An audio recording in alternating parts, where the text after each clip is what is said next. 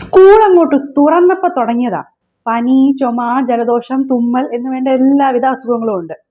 കഴിഞ്ഞ ആഴ്ച ഒരൊറ്റ ദിവസം സ്കൂളിൽ പോകാൻ പറ്റിയേ. ഇങ്ങനെയാണ് പിന്നെ എങ്ങനാ?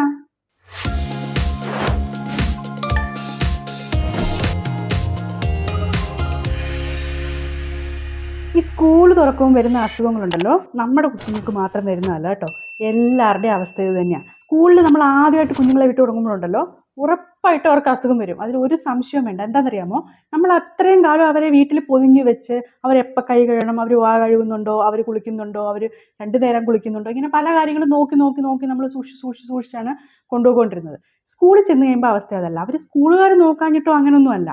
പലതരത്തിലുള്ള കുഞ്ഞുങ്ങൾ വരുന്നു, പല തരത്തിലുള്ള ജേംസുമായിട്ട് എക്സ്പോസ്ഡ് ആവുന്നു. ഒരേ പ്രായത്തിലുള്ള കൊച്ചു കുഞ്ഞുങ്ങൾ ഒരേ സാധനം വെച്ച് കളിക്കുന്നു, ഒരേ കാര്യങ്ങൾ കയ്യിലെടുക്കുന്നു. അങ്ങനെയൊക്കെ വരുമ്പോൾ ഉണ്ടല്ലോ, എന്തായാലും അസുഖങ്ങൾ വരും. സ്കൂളുകാർ നോക്കാഞ്ഞിട്ടോ അല്ലെങ്കിൽ നമ്മുടെ കുഞ്ഞുങ്ങൾക്ക് ഇമ്മ്യൂണിറ്റി ഇല്ലാഞ്ഞിട്ടോ ഒന്നുമല്ല. പുതിയ ഒരു എൻവയോൺമെൻറ്റുമായിട്ട് തഴക്കവും പഴക്കവും വരണം അവർക്ക്. ആ എൻവയോൺമെൻറ്റിൽ അവരാദ്യം ചെല്ലുമ്പോൾ ഈ ജേംസ് ഉറപ്പായിട്ടും അവരെ അഫക്റ്റ് ചെയ്യും. അപ്പം ഈ വർഷം എന്തായാലും ഇനി അവനെ സ്കൂളിൽ വിടുന്നില്ല, അവൻ ചെന്നപ്പം പോലെ അസുഖമാണെന്ന് തീരുമാനിക്കുന്നതാണ് നമ്മുടെ തെറ്റായ തീരുമാനം.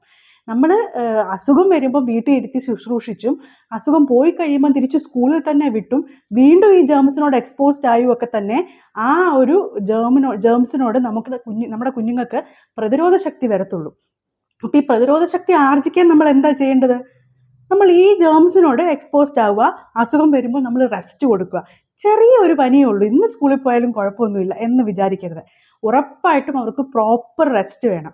ആ റെസ്റ്റിലൂടെ മാത്രമേ നമ്മുടെ ശരീരത്തിൻ്റെ ഇമ്മ്യൂണിറ്റി മെച്ചപ്പെടുകയും നമ്മുടെ ഇമ്മ്യൂൺ സിസ്റ്റം പ്രവർത്തിച്ച് ഈ ജേംസിനെതിരെ, ഈ ബാക്ടീരിയ ആണെങ്കിലും വൈറസ് ആണെങ്കിലും അതിനെതിരെ പ്രവർത്തിച്ച് അതിനെ തടയുകയും ചെയ്യുള്ളൂ. അപ്പോൾ ആദ്യം തന്നെ ഈ ഇമ്മ്യൂണിറ്റി ഉണ്ടായിന്ന് വരില്ല. ആദ്യം അസുഖം വരും, നമ്മൾ റെസ്റ്റ് എടുക്കണം, വേണ്ട മരുന്ന് കഴിക്കണം.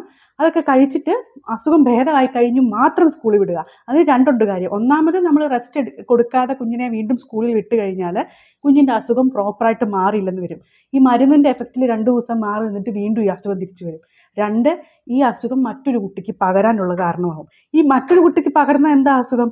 ആ അസുഖം വീണ്ടും മാറി നമ്മുടെ കുഞ്ഞിനും വരികയും ചെയ്യും. അതുകൊണ്ട് സ്കൂളിൽ പോകുമ്പോൾ അസുഖം വരുന്ന ഒരു തെറ്റോ കുറ്റമോ നമ്മുടെ കുഞ്ഞിൻ്റെ പ്രശ്നമൊന്നുമല്ല. പക്ഷേ അത് വകവയ്ക്കാതെ അവരെ സ്കൂളിലേക്ക് പറഞ്ഞു വിടുന്നത് നിരുത്തരവാദപരമായ സമീപനമാണ്.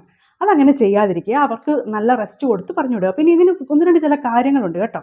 ഒന്നാമത്തെ കാര്യം, സ്കൂളിൽ വിടുന്ന ആ ഒരു പ്രായമാകുമ്പത്തിന് നമ്മൾ ഈ കുഞ്ഞുങ്ങളെ നന്നായി കൈ കഴുകാനായിട്ട് പഠിപ്പിക്കണം. നമ്മൾ പുറത്ത് പോയി കളിക്കുകയോ അല്ലെങ്കിൽ എല്ലാവരും കൂടി ഇരുന്ന് കളിക്കുകയോ അല്ലെങ്കിൽ ഭക്ഷണം കഴിക്കുന്നതിന് മുന്നേ ഒക്കെ അവർക്ക് ബാത്റൂമിൽ പോകുമ്പോഴും ഒക്കെ ഈ കൈ എങ്ങനെയാണ് കഴുകേണ്ടത്? അത് നമ്മൾ കോവിഡ് ആയിരുന്നപ്പോൾ ചെയ്ത് ഓർമ്മയില്ലേ? അങ്ങനെ ശരിക്കും കൈ കഴുകേണ്ടത്. ഇങ്ങനെ കാണിച്ചിട്ട് പോവല്ലേ, വാഷ് ബേസിന് ചൂട്ടിൽ പോയി വെള്ളം ഒന്ന് തട്ടിക്കളഞ്ഞ് വെച്ച് പോകുന്നതല്ല കൈ കഴുകൽ. ശരിക്കും നന്നായി കൈ കഴുകാനായിട്ട് അവരെ ശീലിപ്പിക്കണം. അതുപോലെ തന്നെ സ്കൂളിൽ പോകേണ്ട പ്രായമാകുമ്പോഴേക്കും ഒരു തുമ്മലോ ചുമയോ വന്നാൽ ഒരു ടവൽ കൊണ്ട് മുഖം പൊത്തിപ്പിടിക്കേണ്ടത് അത്യാവശ്യമാണെന്ന് അവരെ പറഞ്ഞ് മനസ്സിലാക്കണം. അവരോട് തന്നെ അവർ കാര്യം തന്നെ പറഞ്ഞാൽ മതി, കുഞ്ഞുങ്ങൾക്ക് മനസ്സിലാവും.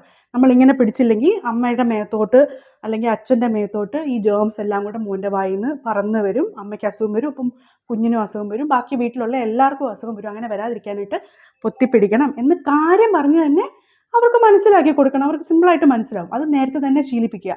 അപ്പോൾ സ്കൂളിൽ പോകുമ്പോഴും അവരങ്ങനെ ചിരിച്ചോളും. പിന്നെ ഒരു കാര്യം എന്ന് വെച്ചിട്ടുണ്ടല്ലോ, സ്കൂളിൽ പോയി തുടങ്ങുമ്പോഴേ ചിലപ്പോൾ രാവിലെ എഴുന്നേൽക്കേണ്ടി വരും. കാരണം നമ്മൾ നേരത്തെ ഇത്രയും കാലവും എഴുന്നേറ്റുകൊണ്ടിരുന്നതിനേക്കാളും കുറച്ചുകൂടി നേരത്തെ എഴുന്നേറ്റാൽ മാത്രമേ ഒന്നുകിൽ സ്കൂൾ ബസ്സിൻ്റെ സമയം അല്ലെങ്കിൽ അങ്ങോട്ട് എടുക്കുന്ന ട്രാവൽ ടൈമും ഒക്കെ കണക്കിലെടുത്ത് ഇവർ റെഡി ആയിപ്പോയി ഭക്ഷണമൊക്കെ കഴിച്ച് പോകണ്ടേ.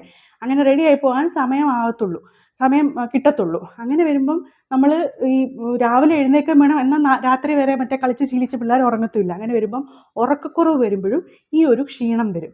അങ്ങനെയും അവർക്ക് അസുഖങ്ങൾ വരാൻ സാധ്യതയുണ്ട്. അതുകൊണ്ട് തന്നെ സ്കൂളിൽ പോകുന്ന പ്രായമാകുമ്പോഴത്തേനും നമ്മൾ ഒന്നാമതായിട്ടും ചെയ്യേണ്ട കാര്യം ഒരു റുട്ടീൻ സെറ്റ് ചെയ്യുക. അവരുടെ സ്ലീപ്പ് ടൈം അഡ്വാൻസ് ചെയ്യുക.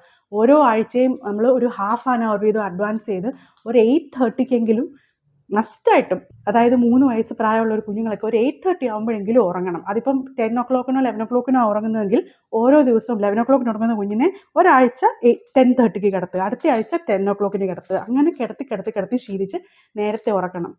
അപ്പം ഈ പ്രോപ്പറായിട്ടുള്ള ഉറക്കം, റെസ്റ്റ് കുഞ്ഞുങ്ങൾക്ക് ആവശ്യമാണ്. ആ ഉറക്കം കിട്ടിയില്ലെങ്കിലും വേഗം അസുഖം വരാൻ സാധ്യതയുണ്ട്. അതുകൊണ്ട് സ്കൂളിൻ്റെയോ സ്കൂളുകാരുടെയോ ടീച്ചേഴ്സിൻ്റെയോ മറ്റു കുട്ടികളുടെയോ ഒന്നും പ്രശ്നമല്ല.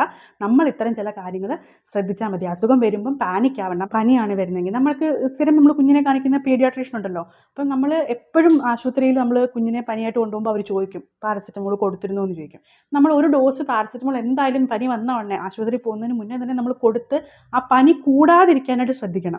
ഈ ആശുപത്രി ചെന്നിട്ട് മരുന്ന് വാങ്ങിക്കാൻ നിൽക്കരുത്. നേരത്തെ തന്നെ പീഡിയാട്രീഷ്യനോട് ചോദിച്ച് കുഞ്ഞിൻ്റെ ഏജും വെയിറ്റും ഒക്കെ അനുസരിച്ച് അളവ് അവർ പറഞ്ഞു തരും. ആ അളവിലുള്ള മരുന്ന് കൊടുക്കണം ആദ്യം തന്നെ പനിക്ക്. എന്ന് വെച്ചാൽ 1, 2, 3 ദിവസം ഈ പാരസെറ്റമോൾ തന്നെ പിന്നെയും കൊടുത്തുകൊണ്ടിരുന്ന് അങ്ങനെ ഇരിക്കരുത്. ഒരു ദിവസത്തിൽ കൂടുതലൊക്കെ പനി നീണ്ടു പോവുകയാണെങ്കിൽ ഉറപ്പായിട്ടും ഡോക്ടറെ കാണിക്കണം. ഡോക്ടറെ കാണിച്ച് ഡോക്ടർ കുഞ്ഞിനെ ചെക്ക് ചെയ്യുക തന്നെ വേണം. അപ്പോൾ പനി വരുമ്പം ആശുപത്രി വരെ പോയിട്ട് മരുന്ന് കൊടുക്കാൻ നിൽക്കരുത്. മരുന്ന് കൊടുത്തിട്ട് ഡോക്ടർ പറഞ്ഞിട്ടുള്ള അളവിൽ മരുന്ന് കൊടുത്തിട്ട് വേണം അവരെ കൊണ്ട് ആശുപത്രിയിൽ പോകാൻ. പിന്നെ ഒരു കാര്യം, തുമ്മൽ, ജലദോഷം, ചുമ ഇതൊക്കെ ഉണ്ടെങ്കിൽ എന്തായാലും ആശുപത്രിയിൽ പോകുന്നത് നല്ലതാണ്. കാരണം ഈ തുമ്മൽ, ജലദോഷം ഒരു പരിധി കഴിയുമ്പോഴാണ് മിക്കവാറും അത് ചുമയായി മാറും. അപ്പോൾ എന്തായാലും കുഞ്ഞിൻ്റെ ചെസ്റ്റ് ചെക്ക് ചെയ്യണം. ഈ ചുമ തന്നെ പലതരം ഉണ്ട് കേട്ടോ. ഡ്രൈ കഫ് ഉണ്ട്, വെറ്റ് കഫ് ഉണ്ട്. വെറ്റ് കഫ് എന്ന് പറഞ്ഞാൽ കഫത്തോട് കൂടിയ ചുമ, ഡ്രൈ കഫ് എന്ന് പറഞ്ഞാൽ കഫം ഇല്ലാത്ത ചുമ, പിന്നെ അലർജി മൂലം ഉണ്ടാകുന്ന ചുമ. അപ്പോൾ ഇത് ഏതാണെന്നൊക്കെ തിരിച്ചറിയണമെങ്കിൽ ഒരു ഡോക്ടർക്കേ പറ്റുള്ളൂ. അത് എന്ത് മരുന്ന് കൊടുത്താണ് അത് കുറയ്ക്കേണ്ടതെന്നുള്ളത് അവർക്കേ കണ്ടുപിടിക്കാൻ പറ്റുള്ളൂ. അതുകൊണ്ട് ചുമയൊക്കെ ഉണ്ടെങ്കിൽ കഴിവതും വീട്ടിൽ തന്നെ ചികിത്സിക്കാതെ ആശുപത്രിയിൽ കൊണ്ടുപോകുന്നതാണ് നല്ലത്. പിന്നെ നമ്മുടെ കയ്യിലുള്ള മരുന്ന് ഡോക്ടർ തന്നത് ഡോക്ടർ പറഞ്ഞ മെഷർമെൻ്റ് അനുസരിച്ച് കൊടുക്കുമ്പോൾ ശ്രദ്ധിക്കുക. നേരത്തെ ഓപ്പൺ ചെയ്ത ബോട്ടിലാണെങ്കിൽ എപ്പോഴും നമ്മൾ ഈ പാരസെറ്റമോൾ കുഞ്ഞുങ്ങളുടെ ഓപ്പൺ ചെയ്യുമ്പോഴല്ലോ, കാൽപോൾ ആണെങ്കിലും ഏതായാലും ഓപ്പൺ ചെയ്യുമ്പോൾ ഓപ്പൺ ചെയ്ത ഡേറ്റ് ഒന്ന് എഴുതി വെക്കുക. ചിലപ്പോൾ ഒരു 1-2 മാസങ്ങൾക്ക് മുമ്പ് ഓപ്പൺ ചെയ്തതാണെങ്കിൽ ചിലപ്പോൾ ഇത് കൊടുക്കുമ്പം അത് അത്ര എഫക്റ്റീവായി എന്ന് വരില്ല. ചിലപ്പോൾ അതൊരു ഫ്രഷ് ബോട്ടിൽ വാങ്ങിച്ചിട്ട് ഫ്രഷ് മരുന്ന് കൊടുക്കുമ്പോൾ അത് കൂടുതൽ എഫക്റ്റീവ് ആകുന്നത് കാണാം. അതുകൊണ്ട് തന്നെ എപ്പോഴും നമ്മൾ ഈ ബോട്ടിൽ ഓപ്പൺ ചെയ്യുമ്പോൾ അതിൽ ഡേറ്റ് ഒന്ന് എഴുതി വെക്കുന്നത് നല്ലതാണ്. ഇനി നമ്മൾ ഓപ്പൺ ചെയ്ത ബോട്ടിൽ നിന്ന് കൊടുത്തിട്ട് വർക്കായില്ലെങ്കിൽ തീർച്ചയായും പുതിയൊരു ബോട്ടിൽ വാങ്ങിച്ചിട്ട് ചെക്ക് ചെയ്യുമ്പോൾ അത് ഞാൻ ഉടൻ തന്നെ എടുത്ത് വെച്ച് കൊടുക്കരുത്. ഡോക്ടർ പറഞ്ഞിരിക്കുന്ന ഒരു ടൈം പീരീഡ് ഉണ്ട്, ഇത്ര മണിക്കൂർ കൂടുമ്പോഴേ കൊടുക്കാവുള്ളൂ. ആ ഒരു ഗ്യാപ്പ് വിട്ട് തന്നെ വേണം കൊടുക്കാൻ. പക്ഷേ ഫ്രഷ് ഒരു ബോട്ടിൽ നിന്ന് ട്രൈ ചെയ്ത് നോക്കണം. ചിലപ്പം അത് കൊടുക്കുമ്പോൾ കുഞ്ഞിന് കുറവ് വന്നെന്ന് വരാം. പിന്നെ ഒരു കാര്യം ഉണ്ടല്ലോ, നമ്മൾ ഈ പനി വരുമ്പം വീട്ടിൽ ഒരു ഡോസ് മരുന്ന് കൊടുക്കണമെന്ന് പറഞ്ഞാലും കുഞ്ഞിനെ നമ്മൾ ഒബ്സർവ് ചെയ്യണം. കുഞ്ഞ് മരുന്ന് കുടിച്ച് കഴിഞ്ഞ് പനി ഒന്ന് കുറയുമ്പോൾ അത്യാവശ്യം ഫുഡ് കഴിക്കുന്നുണ്ടോ, അതായത് എന്നും കഴിക്കുന്ന 3 ദോശ കഴിച്ചില്ല 2 ദോശ കഴിക്കുള്ളൂ അല്ല. കുഞ്ഞിന് ഫുഡിനോടേ ഇൻട്രസ്റ്റ് തോന്നാതിരിക്കുക. അതായത് പനിച്ചിരിക്കുമ്പം കുഞ്ഞുങ്ങൾക്ക് ഭക്ഷണം കൊടുക്കില്ല, ചിലപ്പോൾ അവർ വോമിറ്റ് ചെയ്തത് കളയാം. മരുന്ന് കൊടുത്ത് പനി ഒന്ന് പോയി കഴിയുമ്പം കുഞ്ഞ് ആക്റ്റീവ് ആവുന്നുണ്ടോ, കുഞ്ഞ് ഭക്ഷണം കഴിക്കുന്നുണ്ടോ, കുഞ്ഞ് നോർമലായിട്ട് ബിഹേവ് ചെയ്യുന്നുണ്ടോ എന്ന് നോക്കുക. അതേസമയം പനിയുടെ മരുന്ന് കൊടുത്താലും പനി കുറയുമ്പോഴും കുഞ്ഞിങ്ങനെ മാണ്ട് കിടക്കുകയാണെങ്കിൽ ഉറപ്പായിട്ടും അത് ആശുപത്രിയിൽ കൊണ്ടുപോകേണ്ട പനിയാണ്. അത് നമ്മൾ ശ്രദ്ധിക്കുക തന്നെ വേണം. അപ്പോൾ ഈ സ്കൂളിൽ പോയി തുടങ്ങുമ്പോൾ പനി വരും ശരിയാണെന്ന് പറഞ്ഞ് നമ്മൾ ശ്രദ്ധിക്കാതിരിക്കരുത്. നമ്മുടെ കുഞ്ഞിനെ നമ്മൾ ഒബ്സർവ് ചെയ്യണം. ഇത്തരം ചില ലക്ഷണങ്ങൾ നോക്കുകയും വേണം. പിന്നെ പനിയെയും ജലദോഷത്തിനെയും ഒന്നും പേടിച്ച് നമുക്ക് സ്കൂളിൽ എക്കാലവും വിടാതിരിക്കാൻ പറ്റത്തില്ല. ഈ വർഷം വിട്ടില്ലെങ്കിൽ അടുത്ത വർഷം വിടേണ്ടി വരും.